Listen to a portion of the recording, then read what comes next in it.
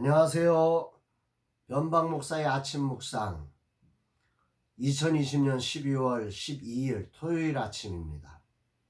코로나가 점차 확산되어서 참 어려운 때를 맞이하고 있는데 오늘 거룩한 주일을 준비하는 날에 주의 은혜와 평강이 함께하는 모든 분들 가운데 넘치시기를 바랍니다.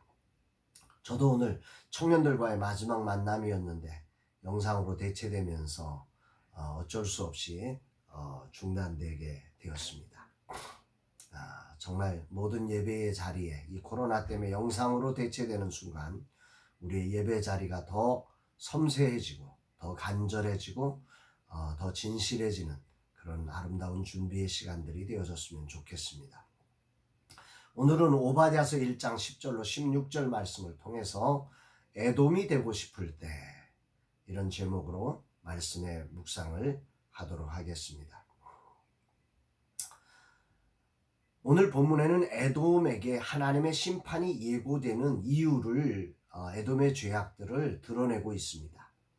본문 10절로 14절에 보면 에돔의 심판에 관해서 말하면서 그 시대적인 배경을 바벨론에 의해서 이스라엘이 멸망당하는 그 즈음으로 이렇게 설명을 하고 있는 것 같습니다.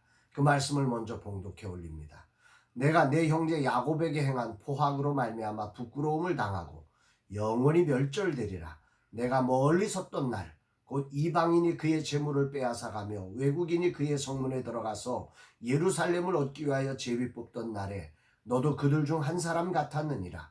내가 형제의 날 곧 그 재앙의 날에 방관할 것이 아니며 유다 자손이 패망하는 날에 기뻐할 것이 아니며 그 고난의 날에 내가 입을 크게 벌릴 것이 아니며 내 백성이 환난 당하는 날에 내가 그 성문에 들어가지 않을 것이며 환난을 당하는 날에 내가 그 고난을 방관하지 않을 것이며 환난 당하는 날에 내가 그 재물에 손을 대지 않을 것이며 내 거리에 서서 그 도망가는 자를 막지 않을 것이며 고난의 날에 그 남은 자를 원수에게 넘기지도 않을 것이니라.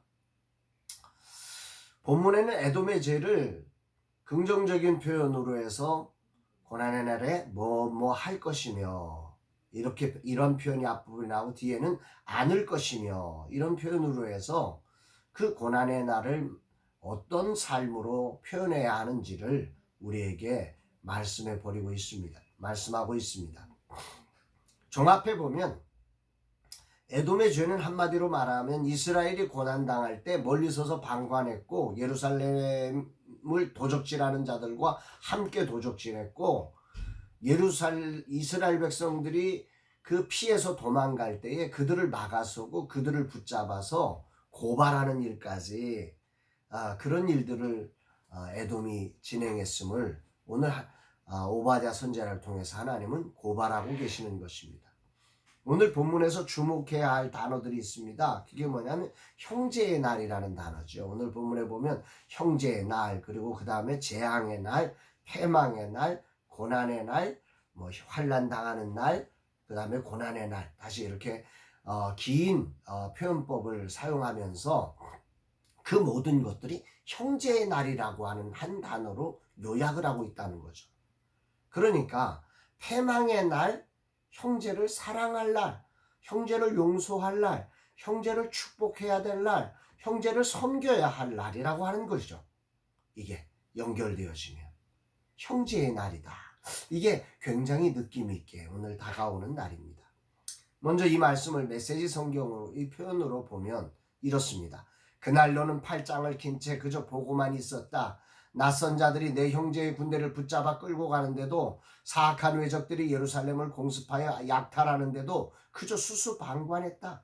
너도 그들 못지않게 악질이다. 자기 형제가 얻어맞고 있는데 고소해야 하니 그래서는 안 되었다. 이런 표현입니다. 그래서 15절에 내가 행한 대로 너도 받을 거다. 이렇게 심판을 선언하고 있는 거죠. 오늘 주님은 무엇을 말씀하시는 것일까? 내게 형제의 아픔의 날, 형제의 고난의 날, 형제가 환난당하는 날에 우리는 어떤 자세로 형제를 맞이할 것인가, 바라볼 것인가. 그리스도인이라고 하는 것, 하나님이 기뻐하시는 삶이라는 것은 형제 고난에 어떤 모습으로 다가가야 하는지를 오늘 에돔을 통해서 레슨해 주시는 말씀 같습니다. 인생은 누구도 완벽하지 않죠. 에돔에게 있어 분명 유다는 허물이 많았을 것입니다. 실수도 많았고 에돔에게 많은 상처를 주었다는 거겠죠. 그 많은 상처들 속에 서운함, 배신감, 때론 질투, 미움, 막 화가 나, 분노가 일어나고 이 다양한 감정들이 아마도 에돔 안에 이 이스라엘을 향하여 있었을 거라는 거죠. 함께 산다는 것은 이런 많은 감정적인 요소가 존재하는 것입니다. 에돔과 이스라엘은 에서와 야곱, 형제로부터 시작해서 이웃 나라로까지 연결된 민족입니다. 그러다 보니 수 없는 감정들의 상처를 받고 또 받고 상처가 깊어지는 그런 많은 과정 역사를 담고 있는 것이 바로 이들 이웃의 관계였을 것입니다. 그러나 여기서 우리가 기억해야 할 것은 그 사람에게 상처가 있느냐 없느냐 이걸 가지고 형제가 고난당할 때 우리가 반응을 나타낸다면 그건 하나님의 사랑을 받은 사람의 모습이 아니라는 거죠. 누구도 이 세상에 완전하지 못하기에 돕지 않을 이유, 사랑하지 않을 이유, 용서하지 않을 이유를 찾는다면 엄청나게 많을 것입니다. 그러나 여기서 우리에게는 부인할 수 없는 하나님의 사랑이라는 기준이 있습니다. 우리가 죄인 되고 원수 되었을 때 하나님께서 우리를 사랑하사 당신의 아들 독생자 예수 그리스도를 보내주신 그 사랑으로 오늘 우리가 하나님의 자녀가 된 것 아니겠습니까?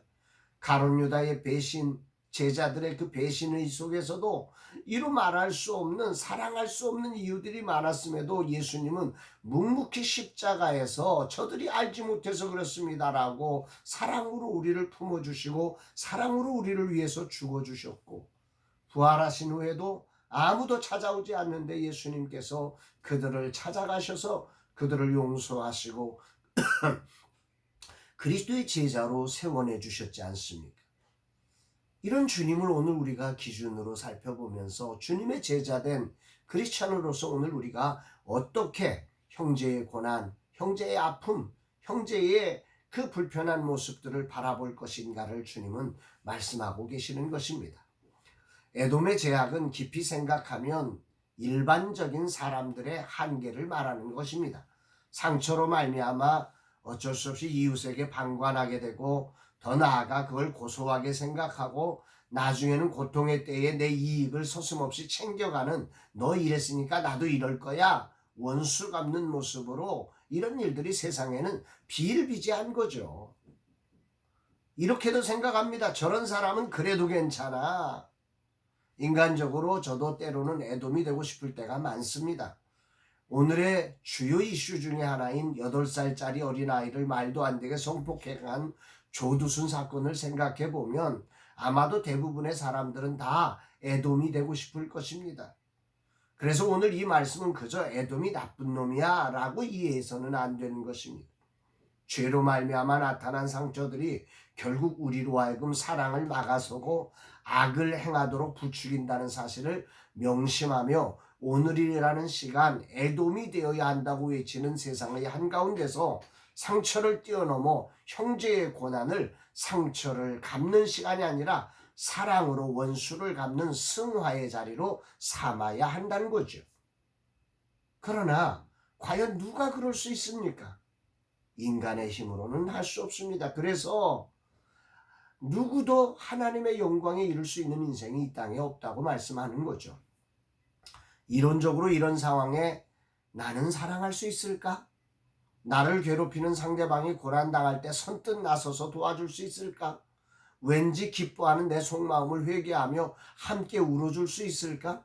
솔직히 자신 없지요. 그러면 사람이 아닌 거죠. 이것이 오늘 인간에게 예수 그리스도가 필요한 이유입니다. 누구도 에돔을 뭐라 말할 수 있는 사람은 없습니다.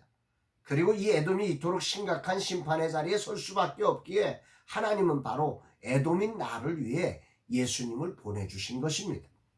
그 사랑으로 오늘 우리가 하나님 자녀가 되었고 다시 하나님의 인도하심 안에 거하는 복된 인생을 살게 된 거죠. 이날 주님은 우리에게 무엇을 말씀하시고 싶을까요?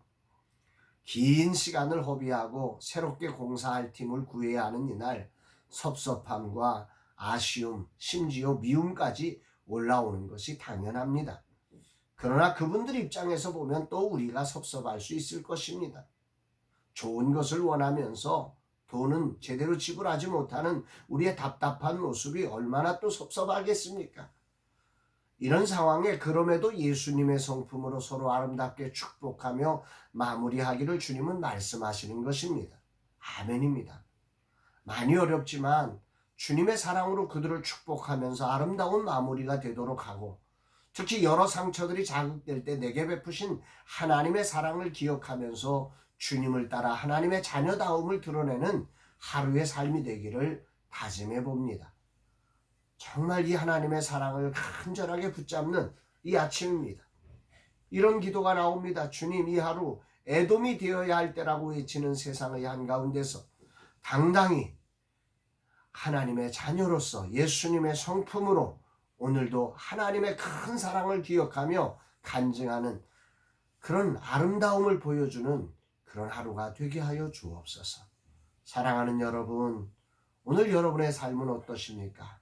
오늘 하루 에돔이 되어야 한다고 그렇게 외치는 세상의 한가운데서 나는 하나님의 자녀라고, 내 안에 예수님이 계시다고 예수의 삶을 보여주는 복된 날, 거룩한 주일을 준비하는 복된 날 되시기를 주의 이름으로 축복합니다. 사랑합니다, 여러분.